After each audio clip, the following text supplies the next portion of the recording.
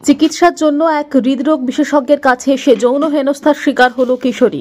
আসানসোল মহিলা থানায় এ বিষয়ে অভিযোগ দায়ের হলো। অভিযুক্ত চিকিৎসককে গ্রেপ্তার করে মহিলা থানার পুলিশ। ঘটনার বিবরণে জানা গেছে, বছর 15 বয়সী ওই কিশোরী চলতি মাসের 15 তারিখ কার্ডিওলজিস্ট ডক্টর রমন রাজের কাছে চিকিৎসার জন্য আসে। অভিযোগ, ওই কিশোরীকে পরীক্ষার নাম করে তাকে যৌন হেনস্থা ও শ্লীলতাহানি করেন ওই চিকিৎসক। বাড়ি ফিরে নির্যাতিতা ওই কিশোরী তার সঙ্গে ঘটা যৌন হেনস্থার কথা তার অভিভাবকদের জানান। গতকাল বুধবার কিশোরীর অভিভাবকরা আসানসোল মহিলা থানায় চিকিৎসক রমন রাজের বিরুদ্ধে যৌন হেনস্থার অভিযোগ দায়ের করেন। পরিবারের তরফে অভিযোগ পেয়ে বৃহস্পতিবার কার্ডিওলজিস্ট ডক্টর রমন রাজকে গ্রেপ্তার করে মহিলা থানার পুলিশ। তার বিরুদ্ধে পক্সো আইনের বেশ কয়েকটি ধারায় মামলা দায়ের করেছে পুলিশ। ধৃত চিকিৎসককে 5 দিনের জন্য হেফাজতে চেয়েছিল পুলিশ। বিচারক 1 দিনের পুলিশি হেফাজতের নির্দেশ দিয়েছেন বলে জানান পক্সো আদালতের আইনজীবী মিতা মজুমদার। এদিন আদালতে যাওয়ার পথে ওই চিকিৎসকের সঙ্গে কথা বলার চেষ্টা করেন সাংবাদিকরা, তবে এই ব্যাপারে সংশ্লিষ্ট চিকিৎসক কোনো কথাই বলতে চাননি। পক্সো আইনে মামলা হয়েছে, একটা অভিযোগ হয়েছে ডক্টর রমন রাজের বিরুদ্ধে। এবার পক্সো 6 আছে, পক্সো 6 আর এর ব্যাপারে আর কি বলবো আমি। Asansol women PS. ভিজির বয়স 15 বছর।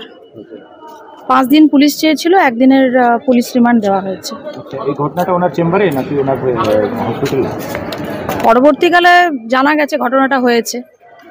ঘটনাটা চেম্বারে হয়েছে নাকি ওনার কোনো প্রাইভেট হসপিটালে?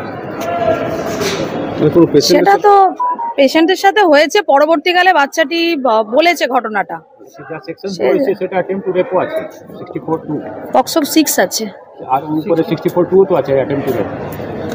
বিএনএস। কোন কোর্টে হয়েছিল? কোন কোর্টে ফেরুজ করা হয়েছিল?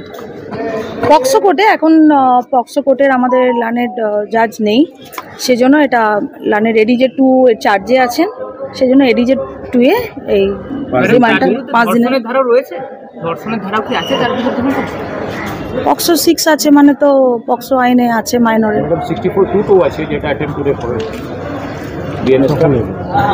হ্যাঁ 64(2) আছে, 64(2) আছে, কিন্তু এটা এখন এইটা এখন জাস্ট একদম ইনিশিয়াল স্টেজ ইনভেস্টিগেশন।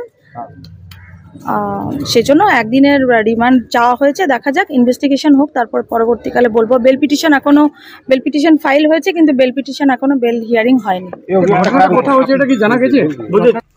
আসানসোল থেকে সৌম্য গাঙ্গুলির রিপোর্ট, টিভি নিউজ 10।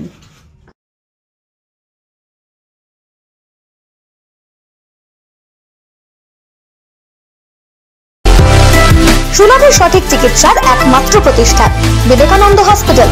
24 ঘন্টা emergency service, blood bank, trauma care. আপনাদের সেবায় আমরা তৎপর। গুণমান ও পরিষেবায় দুর্গাপুর বিধাননগরের ডক্টর জাকির হোসেন এভিনিউর বিবেকানন্দ হসপিটাল শিল্পাঞ্চলের মানুষের মন জয় করেছে।